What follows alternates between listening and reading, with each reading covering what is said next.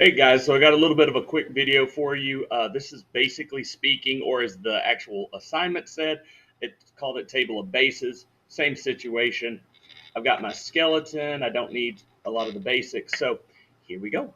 Now, the intent of this assignment was just to practice basic formatting, whether you choose to do string.format or printf. So I'm going to do printf, but you can do this with string.format same way. You're just going to have one or two extra steps where you make the string and then print it. Okay. So the first thing is to deal with the labels. Okay. So grab a print. I'm going to put an F on it. Okay. Inside here, I've got 5 categories. Uh, we've done this a couple of times now, so I know the number, but you can experiment and use whatever number you want as long as they all start to fit. 10 is what I'm going to do. Now I want them to align to the left side, so I'm going to put a minus in front of it. And then since they're labels, they're all going to be strings. Okay. So I'll do that 5 times. And then I'll come outside the quote to start putting my strings. So the first one is the decimal value. The next one is the binary. The next one is the octal. Oops, forgot the quote. Then I have the hexadecimal. And then last I have the character. Okay. Let's see. How can I? There you go. So bad formatting on my part, but I'm going to try to make it so you can see everything on one screen. Apologies if this offends anyone. All right. The next part is a loop. You can use a while loop, but for loops are really built for this because we know where we start and we stop. So that's what I'm going to use. I equals 65, where the ASCII capital A begins. I is less than 91, and then I plus plus. Remember, the alphabets don't line up back to back.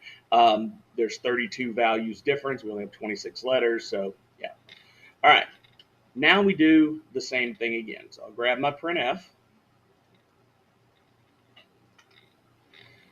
Now, the inside's basically going to be the same, okay, with a few modifications, because now I don't have all strings, okay? The first one is just a decimal integer, so that one's going to be a D. The next one is going to use that binary string trick I taught you, so string is still okay here.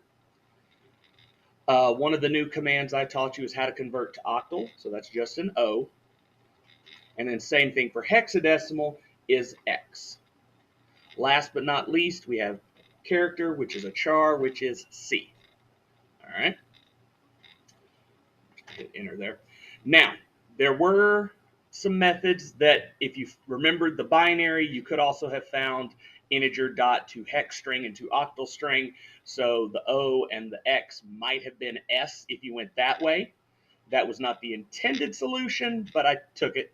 It's fine because binary worked that way, so it'd be weird if I didn't allow the others. All right, so first one is decimal integer. That one's just I, because that's all it's doing. For the binary, we're going to learn more of these next chapter. This is parsing to binary string. And then I send it I. Then I have my octal, so I just need to send it I. Then I have my hex, I just need to send it I. And then for my character, old trick we used way back, casting I.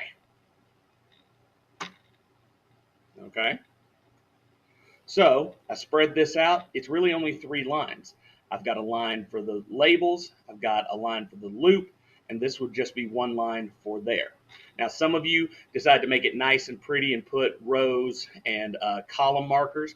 That's fine. Not a problem with that at all. But wasn't required. So as I run this code,